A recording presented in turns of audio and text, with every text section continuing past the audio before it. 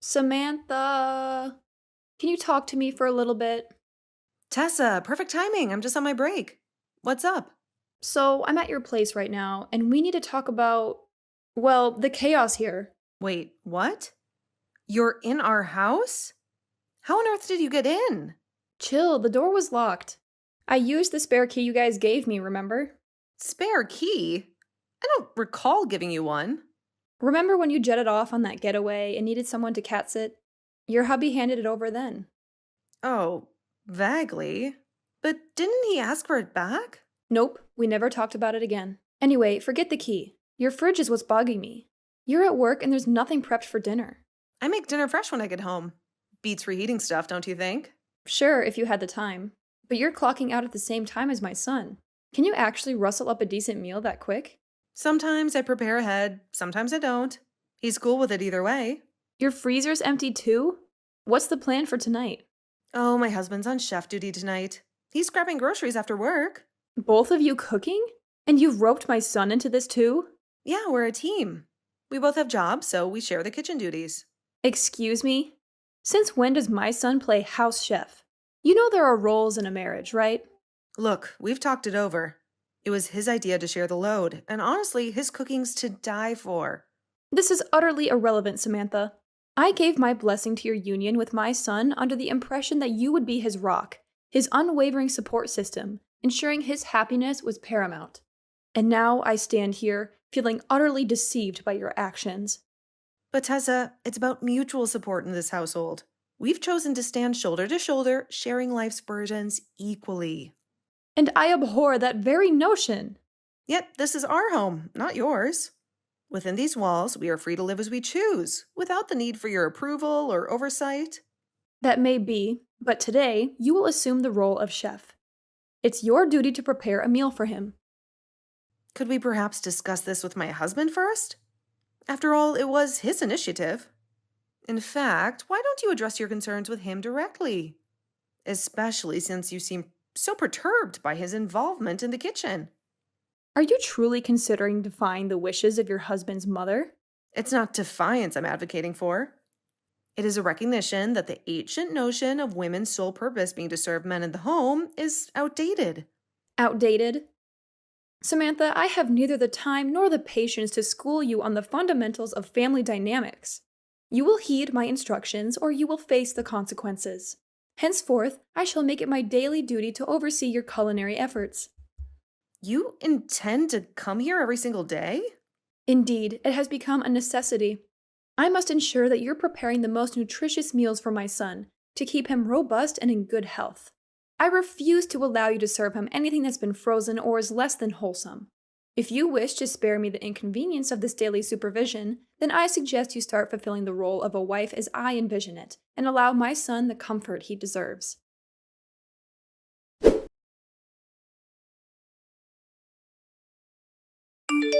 Hey Samantha, do you not have any ice cream here?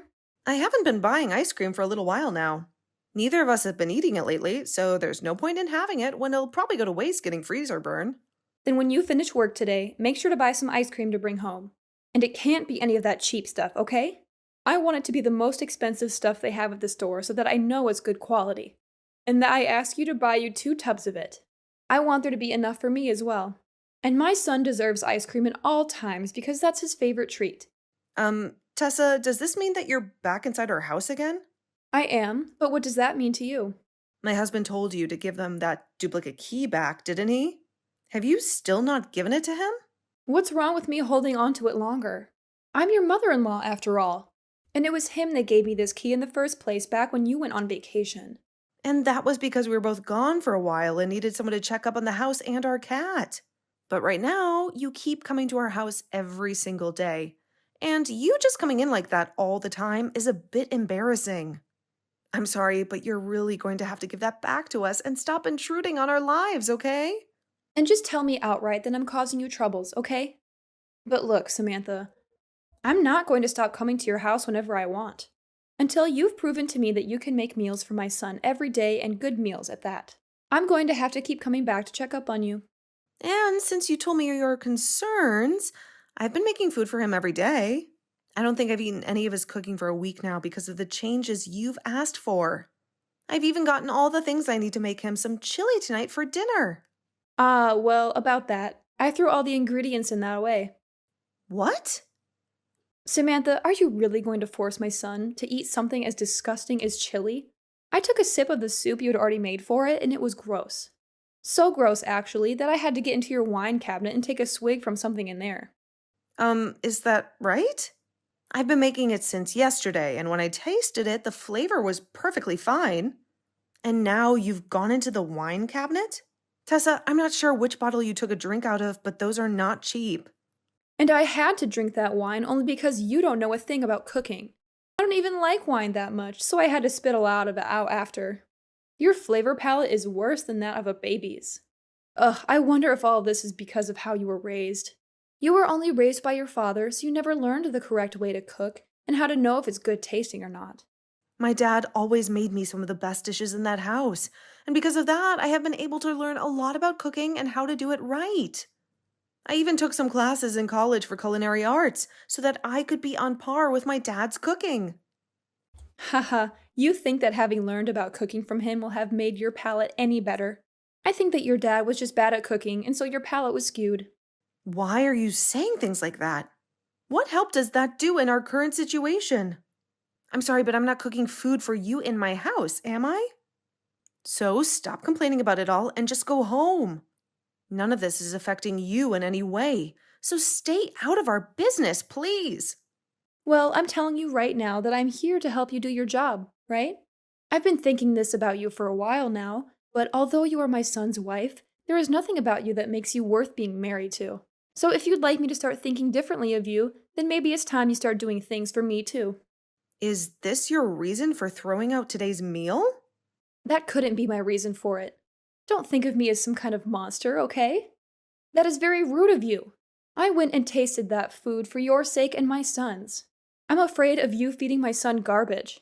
And garbage needs to be thrown out because it cannot be saved. But was there any point to throwing out the food and ingredients that I've already put together for tonight? Even if you don't want my husband eating that chili, I would have still eaten it. I don't like people wasting food like that when the prices of it all are going up. If I weren't to throw it out now, I'm sure you would have forced my son to eat it when I'm not around. And my son is far too nice a man to tell you to make him another dish when the food you've cooked is so bad. So I just saved him today from having to worry about throwing up all over the dining table. Then why not next time you and I work together to cook something up for dinner? That way you can show me how to cook a proper meal, and you can see what your son says about it in person. Why should I have to cook with you? My husband tells me that my cooking is delicious. I hear from him every time. I'm sure that he's happy with what I cook and he says thank you for it. So I want to see if what you helped me make is any better. I've noticed, though, that you always head home right before my husband gets home, right? Well, if you're so confident that my husband doesn't like what I make, then you throw it out in front of him and see what he thinks.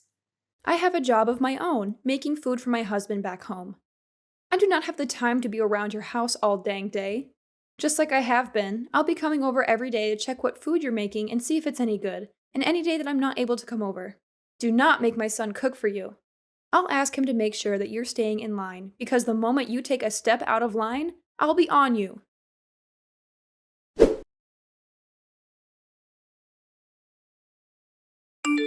Tessa, are you in our house right now? Yes, I sure am. And aren't you at work right now, though? How would you know that? I'm just getting into your house. Because I just saw you on the security camera to our house. No way, have you been watching me this whole time? I had the camera installed a while ago to watch our cat while we were at work. If you don't like being seen through it, then stop coming into our house uninvited. If you have the money to spend on a stinky cat, then you have the money to start saving for a baby, right? Well, you are always working alongside my son, so you could never have the time to have a baby. Don't tell me that you're the kind of person that doesn't want kids. I do want kids. Then why haven't you quit your job yet and stayed at home full time? I think that women are a lot more happy being at home, doing chores and raising kids rather than working a job. And I'd be happy if you left me to decide for myself when I want to have and raise kids. You saying things like that all the time will see your healthy eggs go to waste and rot away. You could have said that in a way that was a bit less horrific. Well, I'm just telling you the truth. The way I see it, and another thing, what the hell is this that you've made for dinner? It looks like something someone vomited out. Are you talking about the beef stew that I've made? That's it. When I got a glance of the nasty soup sitting in that bowl, I wanted to vomit. When are you going to be able to cook a decent meal for my son? I'll throw this stew out as well for you today. When you get home today, you make something that's at least half decent for my son to eat. Huh? Is my husband not home right now? Huh? What do you mean? I'm talking about your son right now. He should be at work like you, right? Today is a Tuesday, so the two of you should be getting into another week of work. No, today he has the day off because he had to go to work extra late last week, and so was given the day off as a present. What? So you're telling me he's home right now? I'm sure that you're going to get upset when you hear this. But today I was having my husband cook us our dinner, and my husband told me around lunch today that he had made beef stew for us to eat tonight. Stop making jokes about this. When I came into the house, the only thing here was your cat. Are you trying to get me all worked up by making up lies like that? I knew it. Nope, I'm telling you the truth right now. There was just a noise. It's saying that you've seen my messages, but you're not replying to me. What happened to you? Could this mean that my husband really is there with you?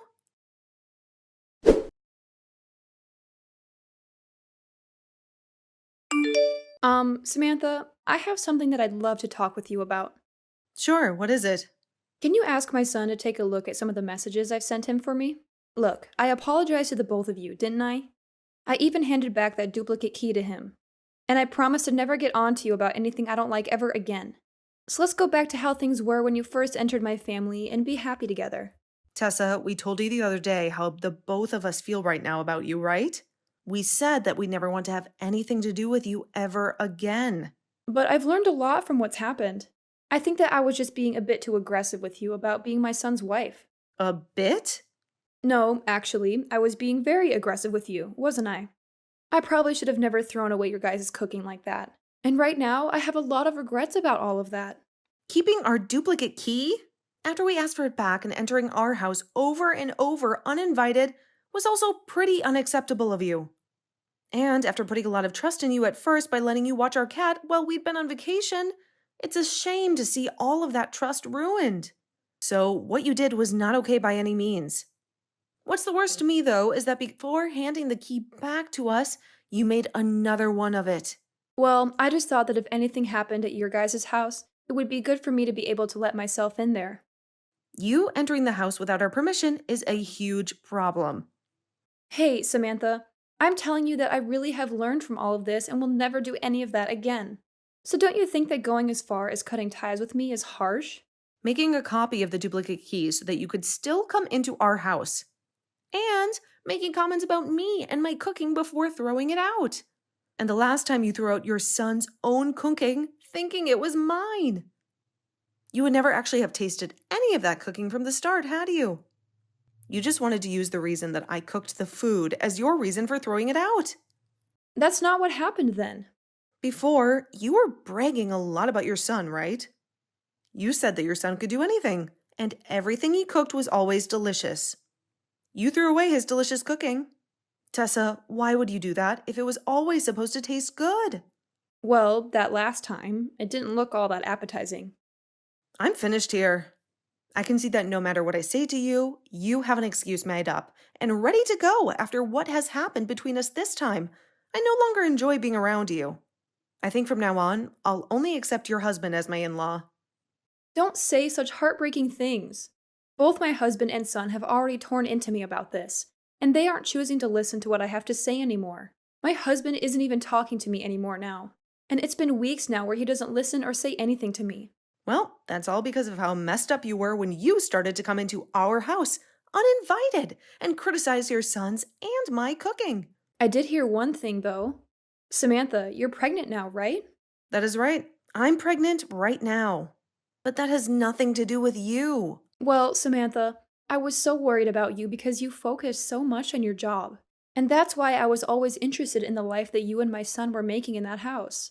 So I made that second duplicate key so that I could get into your house and check on you two. I just thought if you started making better food, it would benefit the both of you and any kids you have. I did all of that to give you a little advice. Advice? How is calling my food garbage and throwing it away giving me any advice? I think I was just struggling to say the right things to you. Even after my husband and father-in-law tore you a new one, you still haven't learned any lessons, have you? I have, and that's why I'm talking to you right now.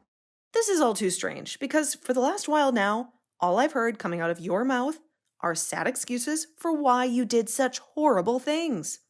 I'm sorry about that. I want to apologize to you for being so rude recently. So please try and find a way to keep my son and yourself from throwing me away. I'd love to be able to meet my grandchildren when they're born, and blaming everything on me like you guys are is too much. If you didn't want to be blamed for everything like you are now, then maybe you should have shut your mouth and been a responsible adult. We trusted you up until the point that you started entering our home without our permission. I was thinking that you and I could have become even closer then. However, you have shown us your true intentions from your actions and made it clear that you don't respect my husband and I. So I don't think I'm going to bother with you anymore. Is that so? Well, if that's the case, then I have something for you. After all of the apologies I've given to you, there has been no forgiveness. So I'm thinking that you're the messed up one in all of this. So I'm going to make it my main goal to fix that awful attitude of yours before I pass away. We aren't going to be seeing one another anymore. So, how are you going to fix my attitude? Could this mean that you made more than just one duplicate key that you're still holding on to? And what if I do have more? Do you have a problem with that? We changed our lock. Then I'll break in through your windows. You guys have a single-story house, so it's not hard for me to get in there. Stop that. We've already moved out of that house. So all you're going to be doing is getting into trouble with the law? Huh? You guys moved? Yes. We understand that you still knowing where our house was meant that there was a chance of you coming back. And we're going to be having our first baby here soon. So we'd like a place where we can focus on raising our baby with no outside distractions. Where did you guys move to? Are you brain dead, Tessa? Why would I tell you that? And don't bother your husband about it because he doesn't know the address either. And if you try to come to our house in any way, my husband is going to come to you and help you understand where the line is at. Samantha, I'm sorry. No matter what you try and say about things now, it's way too late. You even started saying that you'd go as far as breaking into our house through the window. At this point, even if you told me the best apology, I'm not going to let you near us. Well, that was just because I thought I was getting into a pickle with you guys there. That wasn't meant to be anything serious. I don't think anyone would mention something like that after already entering someone's home uninvited on multiple occasions. Samantha, I promise that I'll never do anything to hurt you guys ever again. I won't even be a bother to you both anymore. So can you find it in your heart to allow me one more chance to be your mother-in-law? That chance was me replying to your text today. I'm so sorry. I'm so freaking sorry. I know that you were always looked at so nicely by my husband and son, and that made me jealous to the point that I wanted to pick on you a little bit. So now you're just saying that all of those things you did to me and my husband were because you're a child?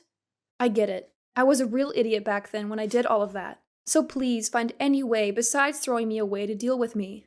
I'm going to make sure from now on to change my heart and become the best mother-in-law ever. No matter what you say to me, you are not going to change the idea that you cemented in my mind of you. I'm throwing out the trash here. You had your last chance a second ago to tell me that all of this was because you're a child. But instead, you wasted my time with all your crappy excuses. Well, your time is up now, and I need to make sure that my family never has to deal with you in the future.